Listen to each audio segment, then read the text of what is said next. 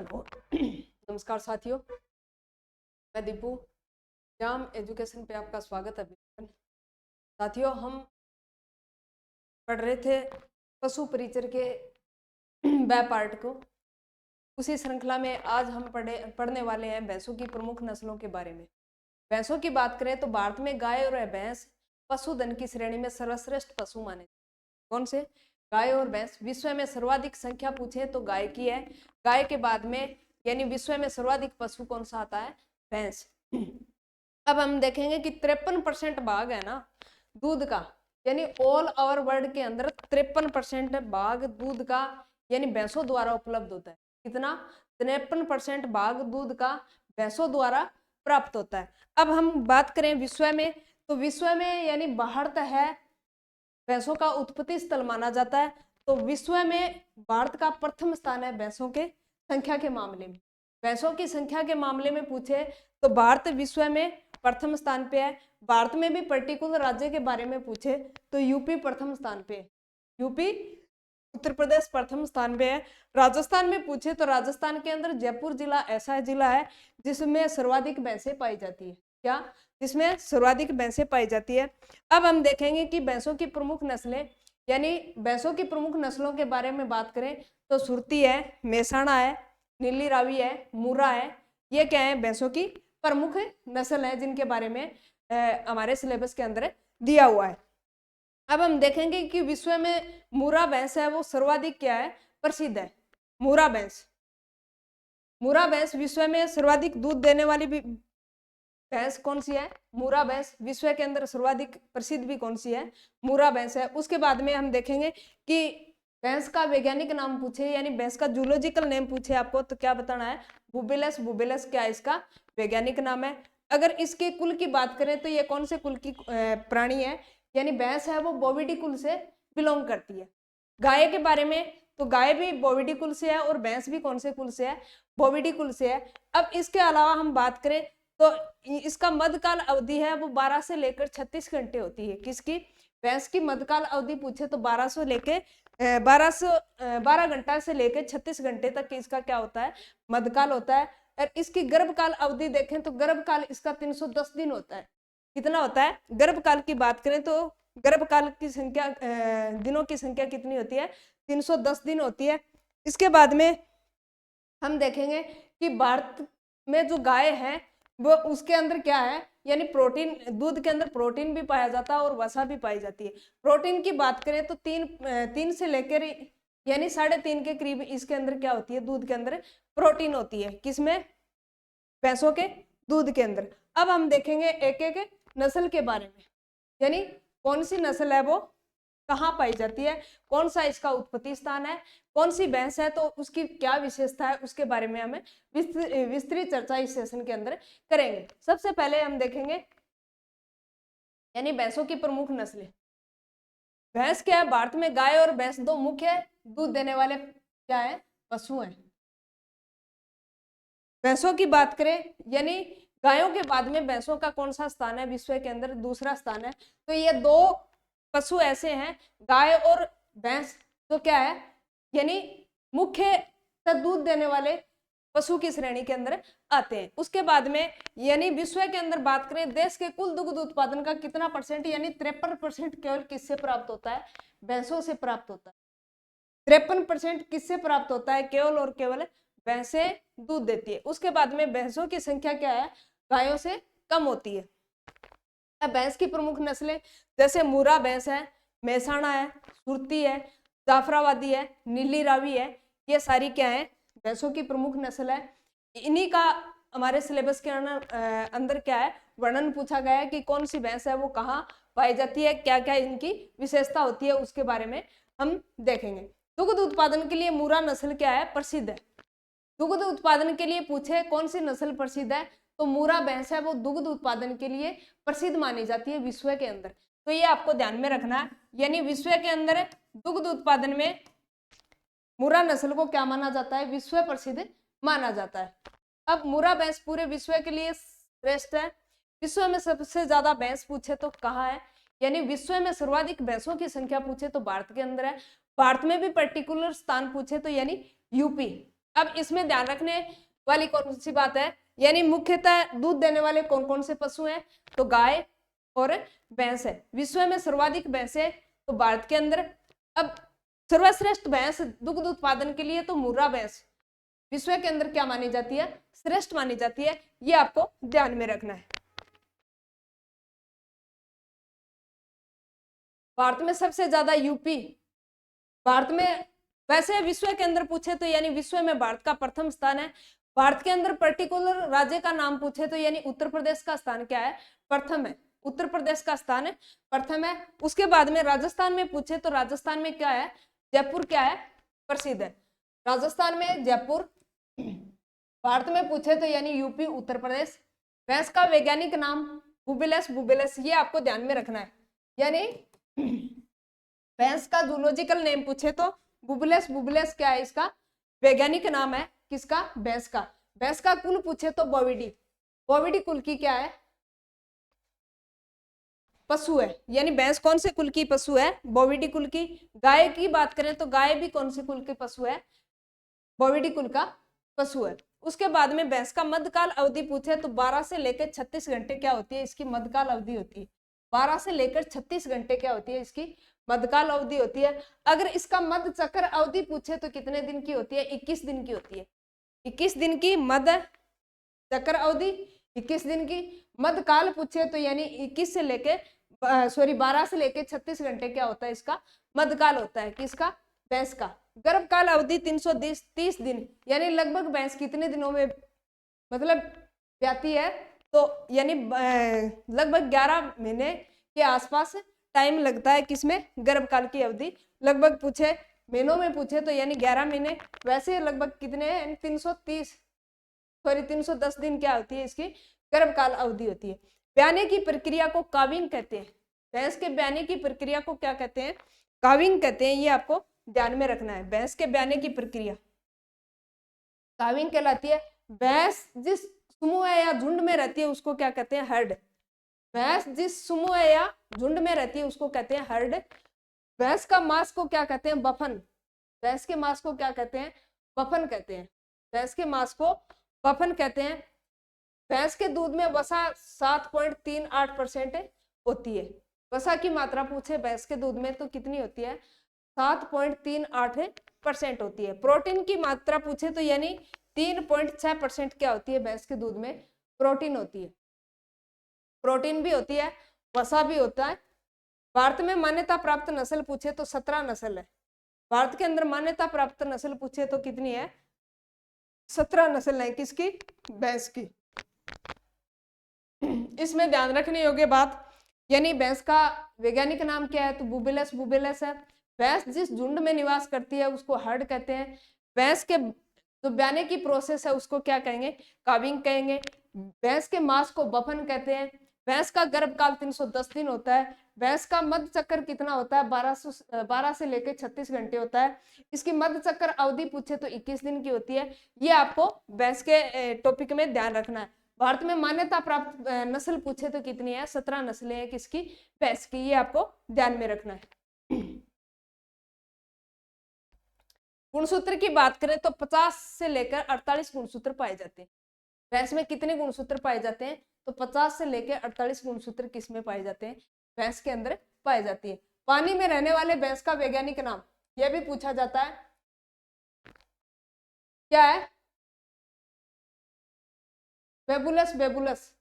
दलदली क्षेत्रों में रहने वाले भैंस का वैज्ञानिक नाम पूछे तो बेबुलस कैबिनेंसिस क्या है, इसका वैज्ञानिक नाम है। ये आपको ध्यान में रखना है।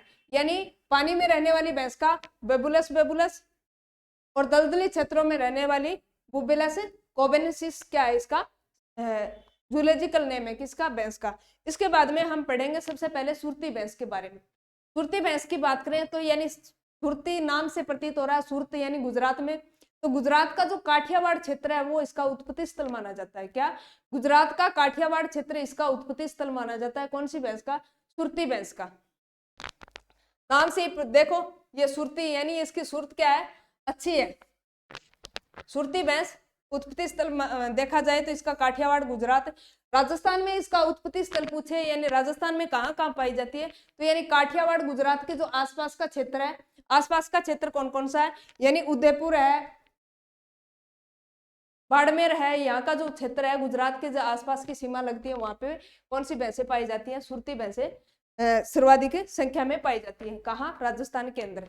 उत्पत्ति स्थल पूछे तो काठियावाड़, काठियावाड़ कहाँ है, गुजरात का खेड़ क्षेत्र के आसपास का स्थान है, वहां पे इसका उत्पत्ति स्थल माना जाता है। कौन सी भैंस का, सुरती भैंस का। नाम से ही प्रतीत, नाम से ही ध्यान में रखना, सुरती, सुरत यानी गुजरात, सुरत कहाँ है, गुजरात के अंदर, तो काठियावाड़, काठियावाड़ गुजरात में इसका उत्पत्ति स्थल माना जाता है। कौन सी भैंस का, सुरती भैंस का। सुरती गाय के सींग हंसिया आकार के होते हैं। देखो सुरती गाय के सींग कैसे होते हैं, हंसिया के आकार के, इस तरह मुड़े हुए होते हैं। क्या होते हैं, हंसिया आकार के सींग होते हैं, या आकार सींग। सुरती भैंस के सींग कैसे होते हैं, हंसिया आकार के मुड़े हुए होते हैं। सुरती भैंस,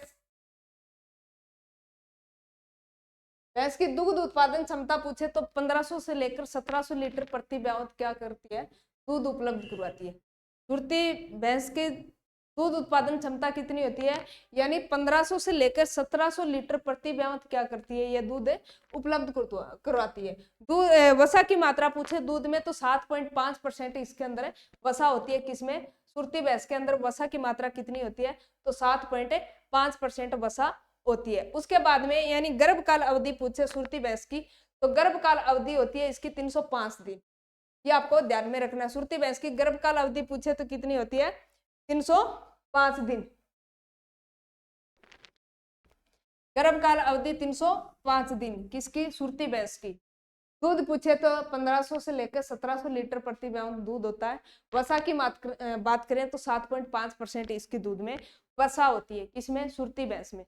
इसके बाद यानी जबड़े के नीचे तथा वक्ष भाग पर सफेद रंग की पट्टी होती है। क्या, यानी जबड़े के नीचे और यहाँ पे यानी सफेद रंग की पट्टी होती है सुरती भैंस की। ये क्या है, विशेषता है। जबड़े के नीचे वक्ष भाग के, जबड़े के नीचे और वक्ष भाग के सफेद रंग की पट्टी होती है किसके, सुरती भैंस के। ये इनकी क्या है, विशेषता है। अब हम देखेंगे दोबारा, देखो सुरती भैंस पढ़ रहे हैं। सुरती भैंस का उत्पत्ति स्थल पूछे तो सुरती भैंस का उत्पत्ति स्थल गुजरात का खेड़, बर्मा या काठियावाड़ क्षेत्र को माना जाता है। राजस्थान में बात करें तो राजस्थान में जब उदयपुर के अंदर इसकी संख्या पाई जाती है। दूध उत्पादन पूछे तो इसका दूध उत्पादन क्षमता है वो 1500 से लेकर 1700 लीटर क्या होती है, प्रति ब्यावत होती है। वसा की मात्रा पूछे तो 7.5% क्या होती है, इसके दूध के अंदर वसा होती है। इसका गर्भकाल अवधि पूछे तो गर्भकाल अवधि इसकी 305 दिन की होती है। कितनी होती है, गर्भकाल अवधि 305 दिन की होती है। उसके बाद में यानी इसकी विशेषता पूछे तो यानी इसके वक्ष भाग के नीचे यानी सफेद पट्टी पाई जाती है, जिसके कारण ये पता चलता है कि ये सुरती भैंस है। इसके बाद में यानी सुरती भैंस की एक और विशेषता है कि इसके जो सींग होते हैं वो हंसिया आकार के मुड़े हुए होते हैं। कैसे होते हैं, हंसिया आकार के मुड़े हुए होते हैं। ये सुरती भैंस की विशेषता है। यहाँ तक की समझ में आया। अब आगे देखेंगे हम जाफराबादी भैंस के बारे में। जाफराबादी भैंस, अब जाफराबादी भैंस के बारे में हम देखेंगे कि जाफराबादी भैंस भी ये काठियावाड़ गुजरात के अंदर इसका उत्पत्ति स्थल माना जाता है। कहाँ, गुजरात का काठियावाड़ क्षेत्र इसका उत्पत्ति स्थल माना जाता है। दुग्ध उत्पादक क्षमता पूछे तो दुग्ध उत्पादक क्षमता इसकी 1400 लीटर प्रति ब्यावत होती है। कैसी, 1400 लीटर प्रति ब्यावत होती है। वसा की मात्रा पूछे तो वसा की मात्रा इसके दूध में 7% होती है। कितनी होती है, वसा की मात्रा पूछे तो इसके दूध में 7% होती है। खेती कार्यों के लिए उपयोगी मानी जाती है। कौन सी भैंस, जाफराबादी भैंस खेती कार्य के लिए उत्तम मानी जाती है। मतलब भारी भरकम होने के कारण इसे मैनी एलिफेंट के नाम से भी जाना जाता है। यह क्वेश्चन वेटरनरी एग्जाम में पूछा गया था कि ऐसी कौन सी भैंस है जो भारी भरकम होने के कारण इसे मिनी एलिफेंट के नाम से जाना गया है, तो कौन सी भैंस है, जाफराबादी भैंस। ये आपको ध्यान में रखना है, ये मोस्ट इंपॉर्टेंट विशेषता है। यानी भारी भरकम वजन होने के कारण इसको मिनी एलिफेंट के नाम से जाना जाता है, छोटा हाथी के नाम से जाना जाता है। ये आपको ध्यान में रखना है। कौन सी भैंस, यानी हम पढ़ रहे हैं कौन सी भैंस, जाफराबादी भैंस के बारे में। जाफराबादी भैंस की बात करें तो काठियावाड़ गुजरात इसका उत्पत्ति स्थल माना जाता है। दुग्ध उत्पादन क्षमता देखें तो दुग्ध उत्पादन क्षमता इसकी 1400 लीटर प्रति ब्यावत होती है। कितनी, यानी दुग्ध उत्पादन क्षमता पूछे तो 1400 लीटर प्रति ब्यावत इसकी दुग्ध उत्पादन क्षमता होती है। वसा की मात्रा पूछे तो वसा की मात्रा 7% होती है। कितनी होती है, वसा की मात्रा 7% होती है। खेती कार्य के लिए इसको उपयोगी माना जाता है। किसको, जाफराबादी भैंस को खेती कार्य के लिए उपयोगी माना जाता है। भारी वजन होने के कारण इसे मिनी एलिफेंट के नाम से जाना जाता है। ये आपको ध्यान में रखना है, वेरी वेरी इंपॉर्टेंट।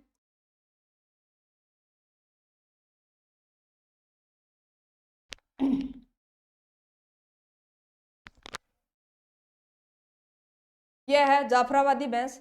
उत्पत्ति स्थल पूछे तो यानी गुजरात का काठियावाड़ क्षेत्र। उत्पत्ति क्षेत्र गुजरात, गुजरात का कौन सा क्षेत्र, काठियावाड़।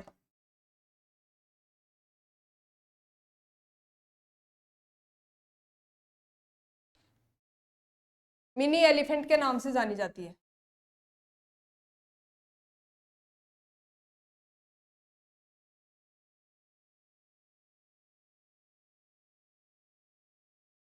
मिनी एलिफेंट के नाम से जानी जाती है।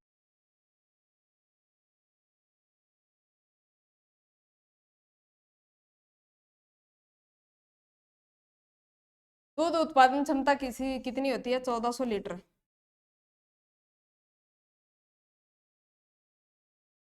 कौन सी भैंस की, जाफराबादी भैंस की।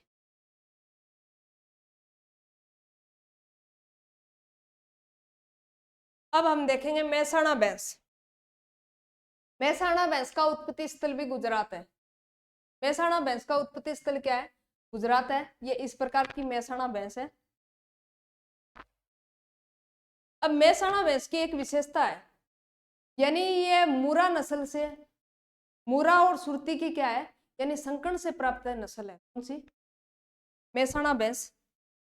आपको ध्यान में रखना, मोस्ट इंपोर्टेंट क्वेश्चन है, बहुत बार एग्जाम के अंदर पूछा गया है कि ऐसी कौन सी भैंस है जो संकर्ण से तैयार की गई है, तो कौन सी भैंस है, मेहसाणा भैंस।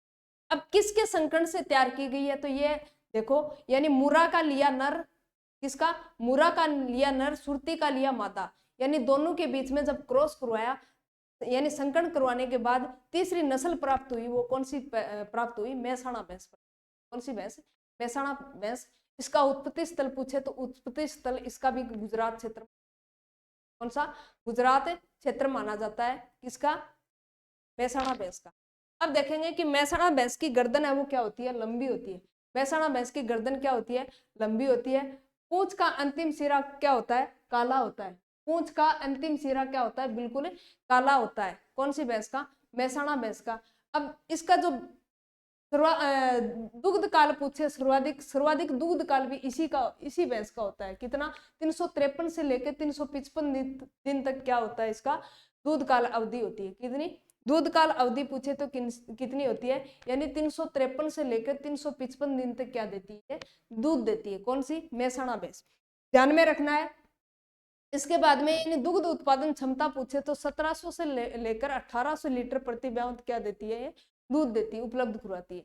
1700 से लेकर 1800 लीटर प्रति ब्यावत दूध उपलब्ध करवाती है। कौन सी भैंस, मेहसाणा भैंस। मेहसाणा भैंस उत्पत्ति स्थल गुजरात। मेहसाणा भैंस का उत्पत्ति स्थल कौन सा है, गुजरात है। ये मेहसाणा भैंस है, उत्पत्ति स्थल गुजरात, गुजरात।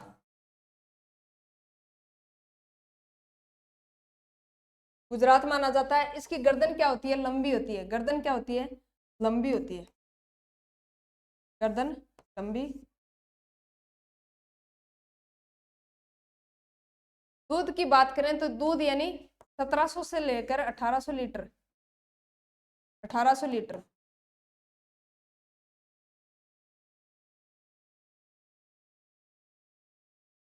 प्रति ब्यावत। अब इसकी मोस्ट इंपॉर्टेंट विशेषता है, यानी ये किससे प्राप्त हुई है, किसके संकर्ण से प्राप्त हुई है, तो मूरा प्लस सुरती के भैंस के संकरण से कौन सी भैंस प्राप्त हुई? मेहसाणा भैंस, मेहसाणा भैंस प्राप्त हुई। संकरण यानी जब दो प्रजातियों के बीच में, दो जाति या प्रजातियों के मध्य संकरण करवाकर अच्छे किस्म के गुण तैयार करना क्या कहलाता है? संकरण। दो विभिन्न प्रजातियों को क्रॉस करवाने के बाद एक विभिन्न उत्तम क्वालिटी की किस्म तैयार करना क्या कहलाता है? संकरण कहलाता है। तो मेहसाणा भैंस किसका संकरण है? तो मेहसाणा भैंस की बात करें तो मेहसाणा भैंस है वो किसके संकरण से प्राप्त हुई है? यानी मेहसाणा भैंस है वो मुर्रा का नर लिया गया और सुरती भैंस का मादा लिया गया, दोनों के बीच में जब क्रॉस करवाया गया, क्रॉस करवाने के बाद जो एक उत्तम नस्ल की भैंस तैयार हुई वो कौन सी थी? मेहसाणा भैंस। कौन सी थी? मेहसाणा भैंस। अब मेहसाणा भैंस का पूंछ का अंतिम सिरा क्या होता है? काला होता है। अंतिम भाग क्या होता है? काला होता है। गर्दन क्या होती है? इसकी लंबी होती है। दुग्ध काल अवधि पूछे तो दुग्ध काल अवधि इसकी होती है 353 से लेकर 355 दिन की अवधि होती है। उसके बाद में इसका मतलब दूध की बात करें तो 1700 से लेकर 1800 लीटर प्रति ब्याह तक दुग्ध उपलब्ध करवाती है। कौन सी? मेहसाणा भैंस। ये आपको ध्यान में रखना है। पूंछ का अंतिम सिरा काला होता है, गर्दन लंबी होती है, मुरा नर और सुरती मादा दोनों के संकरण से मेहसाणा भैंस प्राप्त हुई थी। दुग्ध काल सर्वाधिक होता है किसका? मेहसाणा भैंस का। कितना? 353 से 355 दिन होता है। अब हम बात करें नीली रावी भैंस के बारे में। नीली रावी भैंस की बात करें तो इसका उत्पत्ति स्थल है वो पंजाब का फिरोजपुर क्षेत्र माना जाता है। क्या? पंजाब का फिरोजपुर क्षेत्र इसका उत्पत्ति स्थल माना जाता है। कौन सी भैंस का? नीली रावी भैंस का। नाम से ही प्रतीत हो रहा है नीली रावी यानी नीला रंग। पंजाब में भी यानी सतलज के आसपास का क्षेत्र, सतलज नदी का पानी नीला होने के कारण इसका नाम नीली रावी पड़ गया। सतलज नदी के आसपास का क्षेत्र इसका उत्पत्ति स्थल है। अब फिरोजपुर कह दो या पंजाब कह दो, सतलज कह दो, यानी एक ही बात है। पंजाब के आसपास का क्षेत्र इसका उत्पत्ति स्थल माना जाता है। वहां पे पंजाब के अंदर एक नदी है सतलज नदी, उसका पानी नीला होने के कारण इसको नीली रावी के नाम से जाना जाता है। कौन सी भैंस को? नीली रावी भैंस को नीली रावी के नाम से जाना जाता है। अब बात करें हम नीली रावी की, यानी इसके शरीर पे 5 धब्बे होते हैं। क्या? इसके शरीर पे 5 धब्बे होते हैं, इसलिए इसे पंच कल्याणी के नाम से जाना जाता है। यह क्वेश्चन बहुत बार पूछा गया है कि ऐसी कौन सी भैंस है जिसके शरीर पर 5 धब्बे होने के कारण इसको पंच कल्याणी के नाम से जाना जाता है? तो नीली रावी भैंस ऐसी भैंस है जिसके शरीर पर 5 प्रकार के धब्बे पाए जाते हैं, जिसके कारण इसे पंच कल्याणी के नाम से जाना जाता है। कौन सी भैंस को? नीली रावी भैंस को। उत्पत्ति स्थल पूछे तो पंजाब का फिरोजपुर क्षेत्र, यानी सतलज नदी का पानी नीला होने का कारण इसको नीली रावी कहा जाता है। क्या कहा जाता है? इसको नीली रावी कहा जाता है। 5 धब्बे होने के कारण शरीर पे इसको पंच कल्याणी के नाम से जाना जाता है। ये क्वेश्चन वेटरनरी एग्जाम में काफी बार पूछा गया है, आपको अच्छे से ध्यान में रखना है।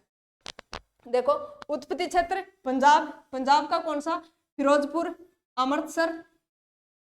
सतलज का आसपास का क्षेत्र, सतलज नदी का पानी नीला होने के कारण नीली रावी कहा गया। क्या कहा गया? नीली रावी कहा गया। शरीर पर 5 धब्बे होने के कारण इसे पंच कल्याणी के नाम से जाना गया। ये आपको ध्यान में रखना है। यानी शरीर पर 5 धब्बे होने के कारण इसे पंच कल्याणी के नाम से जाना जाता है। देखो पैरों पर यहाँ पूंछ, इसका जो मुंह वाला भाग है यहाँ पे क्या है, यानी इस प्रकार के पीठ के नीचे इस प्रकार 5 प्रकार के धब्बे होने के कारण इसे पंच कल्याणी कहा गया। पंच कल्याणी,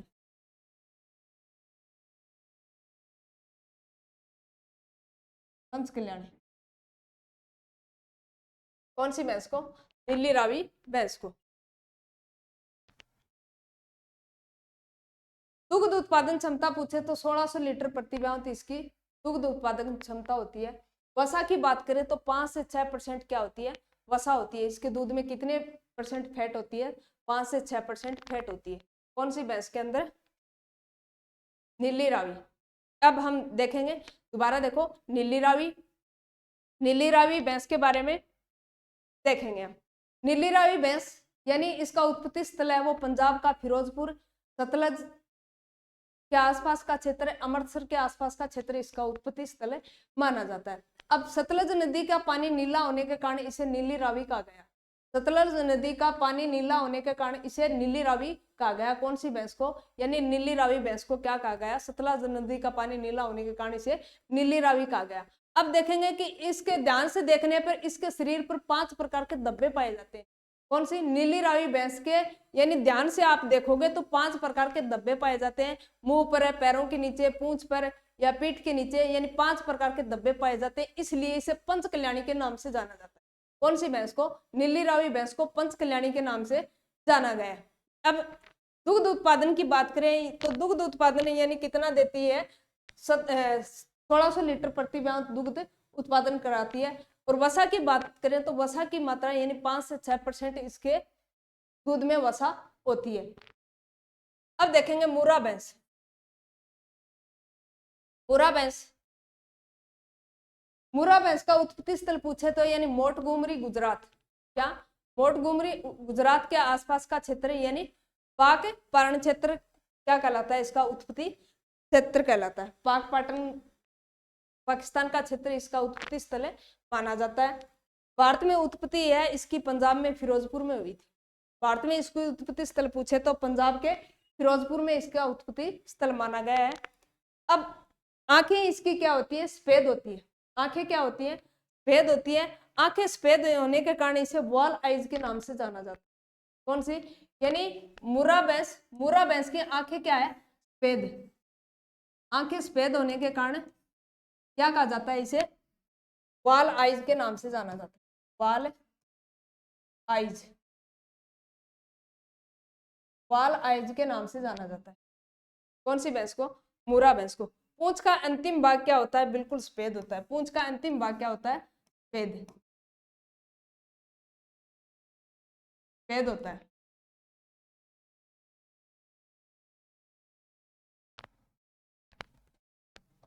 दुग्ध उत्पादन क्षमता पूछे तो 1600 से लेकर 1800 लीटर प्रति ब्याह दूध उपलब्ध करवाती है। कौन सी भैंस?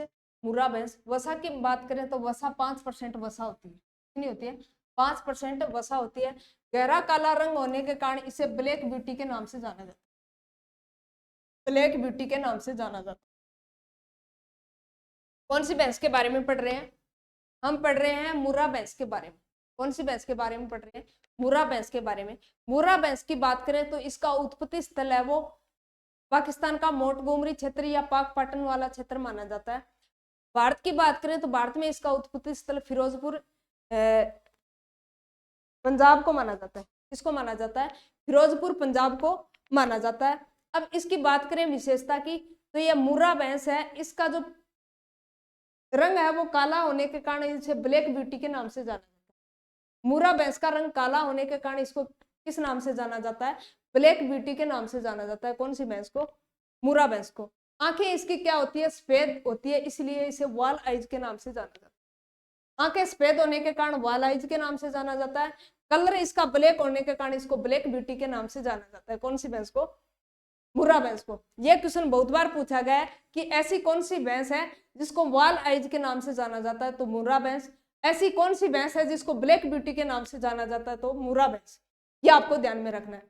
एक बार दोबारा रिवाइज करो। यानी मुर्रा भैंस की बात कर रहे हैं तो ये इसका उत्पत्ति स्थल पूछे, उत्पत्ति स्थल है इसका पाकिस्तान में भी विशेष स्थान पूछे तो यानी मोटगुमरी इसका क्या है?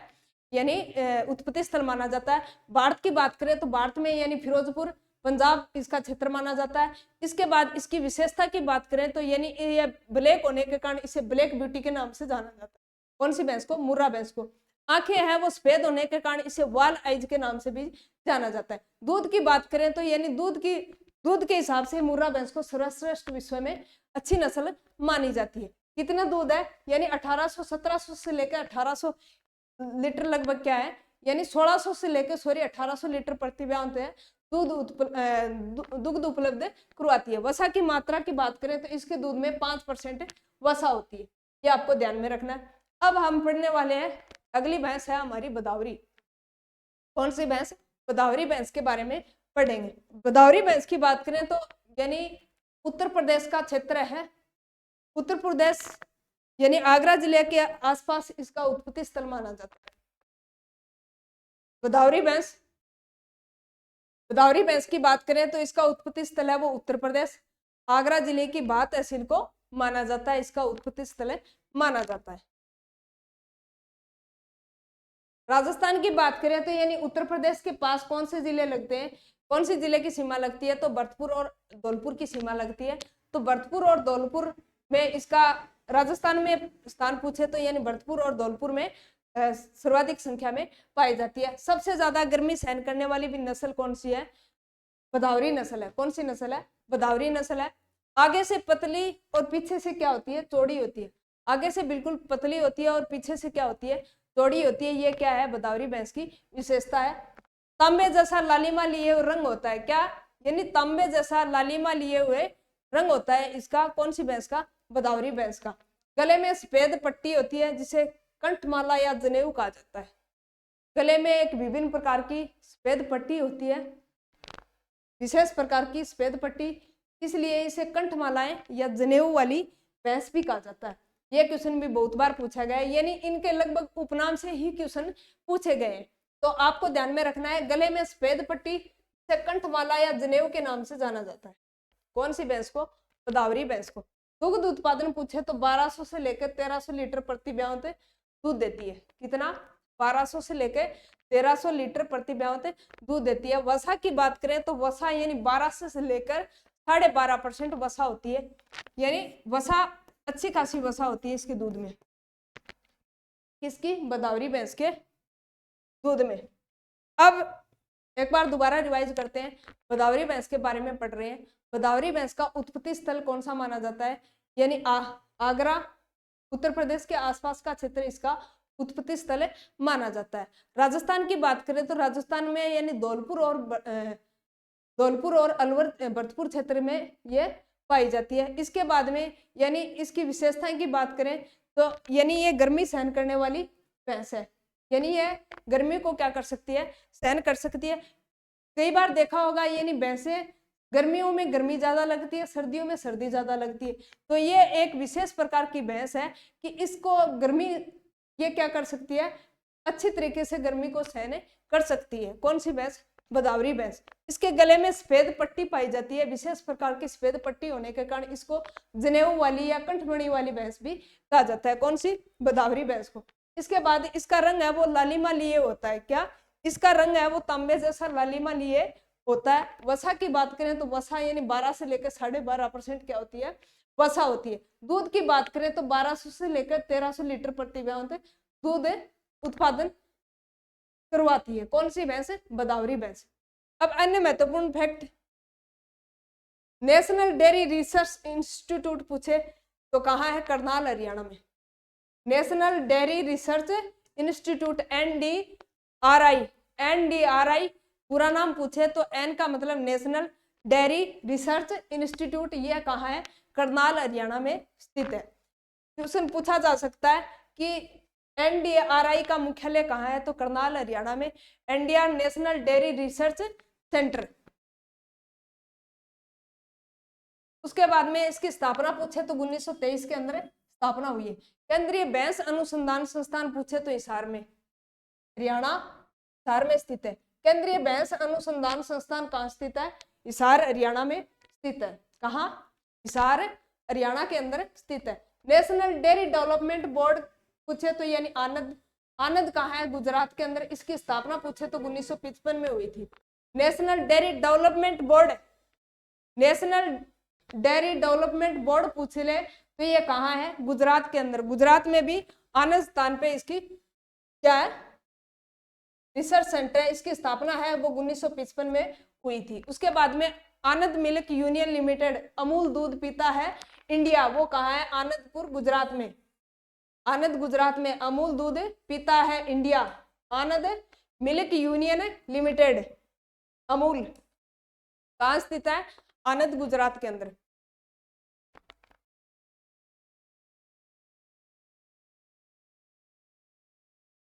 हम पढ़ रहे थे भैंसों की नस्लों के बारे में।